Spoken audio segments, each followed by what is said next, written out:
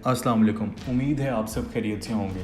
جیسا کہ آپ سب جانتے ہیں کہ کورولس عثمان نے آج کل دنیا میں تہلکہ مچا رکھا ہے، اس لیے آج ہم آپ کو عثمان غازی کی اصل زندگی کے بارے میں بتائیں گے۔ عثمان غازی ارطغرل غازی کے بیٹے اور سلطنت عثمانیہ کے بانی تھے۔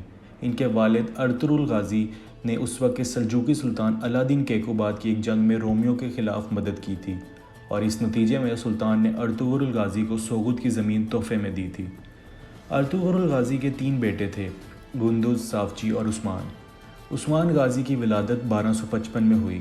وہ 1280 میں ارطغرل غازی کی وفات کے بعد کائی قبیلے کے سردار بنے اور 1299 میں سلطنت عثمانیہ کی بنیاد رکھی۔ انہوں نے جلد ہی رومیوں کے اہم قلعہ کولچا حصار یعنی حصار کو فتح کر لیا۔ رومیوں نے بہت کوشش کی کہ وہ ان کی بڑھتی طاقت کو روک سکیں، پر وہ ناکام رہے، اور بالآخر عثمان غازی نے 1326 میں برسا کو فتح کر لیا، جو کہ یورپ کا پہلا شہر تھا، اور اسی کو اپنا کیپٹل بنایا، پر وہ اسے فتح ہوتے نہ دیکھ سکے اور اسی سال وفات پا گئے۔ ان کے بعد ان کے بیٹے اورحان غازی اگلے سردار بنے۔ اس سلطنت کے قیام کی داستان بھی بہت دلچسپ ہے۔ ہوا کچھ یوں کہ عثمان غازی، جیسا کہ سب جانتے ہیں، بچپن سے بہت بہادر تھے اور ان میں اپنے والد جیسی ہی خوبیاں تھیں۔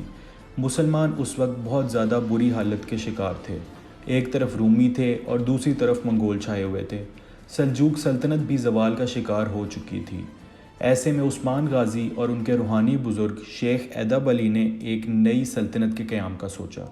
یہ واقعہ ترکی کی پرانی کتابوں میں درج ہے کہ عثمان غازی نے خواب دیکھا کہ ان کے سینے سے ایک درخت نمودار ہو رہا ہے اور اس کی شاخیں تینوں براعظم میں پہنچ رہی ہیں۔ وہ یہ خواب دیکھ کر جب اٹھے تو پریشان بھی تھے اور ایک خوشی بھی محسوس کر رہے تھے۔ اس خواب کی تعبیر ان کے شیخ ایداب علی نے کچھ یوں کی کہ آئندہ آنے والے وقت میں ایک ایسی سلطنت وجود میں آئے گی جو نہ صرف مسلمانوں کے حقوق کی حفاظت کرے گی بلکہ پوری دنیا میں اس کی دھاک بیٹھ جائے گی۔ انہی شیخ ایداب علی کی بیٹی بالا خاتون سے عثمان بے کی شادی بھی ہوئی۔ عثمان غازی کے نام پر ہی اس سلطنت کا نام سلطنت عثمانیہ پڑ گیا، جسے انگلش میں عثمان سے آٹومن امپائر بھی کہتے ہیں، اور پھر یہ سلطنت آئندہ آنے والے 623 سال تک قائم رہی اور 1922 میں پہلی جنگ عظیم کے بعد اس کا اختتام ہوا۔